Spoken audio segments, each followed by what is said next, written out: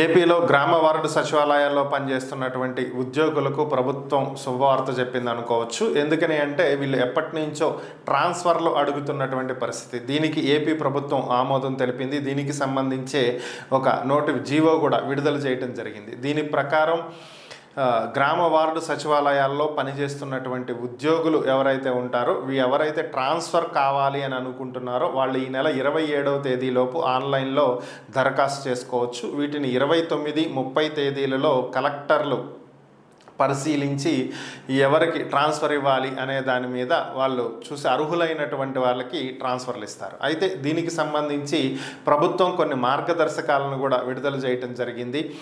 ఎవరైతే ఈ ట్రాన్స్ఫర్లకు అప్లై చేస్తారో వీళ్ళు కాకుండా పాలనా పరంగా ఎవరినైనా సరే ట్రాన్స్ఫర్ చేసే అధికారం కలెక్టర్కు ఉంటుందని, వాళ్ళు ఎవరినైనా ఎక్కడికైనా ట్రాన్స్ఫర్ చేయొచ్చు అని చెప్పి తెలియజేస్తూనే ఏసీబీ కేసుల్లో కానీ విజిలెన్స్ కేసుల్లో కానీ ఉన్నటువంటి వాళ్ళు ట్రాన్స్ఫర్లకు అర్హులు కాదని, వాళ్ళు ట్రాన్స్ఫర్స్కి అప్లై చేయడానికి వీలు లేదని చెప్పి తేల్చి చెప్పింది. అలాగే సొంత గ్రామాలలో తమ స్థానిక ప్రాంతాలలో గ్రామ వార్డు సచివాలయాలకు ట్రాన్స్ఫర్లు పెట్టుకోవడానికి చెల్లదు అని చెప్పి తేల్చెప్పింది. అంటే వేరొక చోట పనిచేస్తున్న వాళ్ళు వాళ్ళ ఏరియాకి రావాలనేటువంటి ప్రయత్నం విరమించుకోవచ్చు, ఎందుకంటే అది జరగని పని, వాళ్ళ ట్రాన్స్ఫర్కి అర్హత ఉండదు అని చెప్పి తేల్చేసింది. అలాగే మ్యూచువల్ ట్రాన్స్ఫర్ మీద వెళ్ళేవాళ్ళు, అలానే హెల్త్ రిలేటెడ్ కావచ్చు, ఇక మరి ఏదైనా స్పౌస్ రిలేటెడ్ అదర్ థింగ్స్ ఇతర విభాగాలకు సంబంధించి వీళ్ళు పెట్టుకోవచ్చు.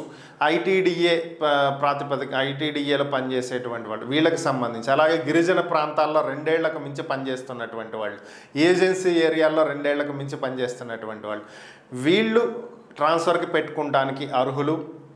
వీళ్ళు ట్రాన్స్ఫర్ అడగవచ్చు. కాకపోతే వీళ్ళు కూడా తమ స్థానిక ఉన్నటువంటి ప్రాంతాల్లో ట్రాన్స్ఫర్లు కోరకూడదు. ఇది ప్రభుత్వం ఇచ్చినటువంటి నిబంధనలు. వీటిని పాటిస్తూ ఎవరైనా సరే ట్రాన్స్ఫర్ చేయించుకోవాలి అనుకుంటే ట్రాన్స్ఫర్ పెట్టుకుని వేరొక గ్రామ వార్డు సచివాలయానికి వెళ్ళేటువంటి అవకాశాన్ని ప్రభుత్వం కల్పించింది.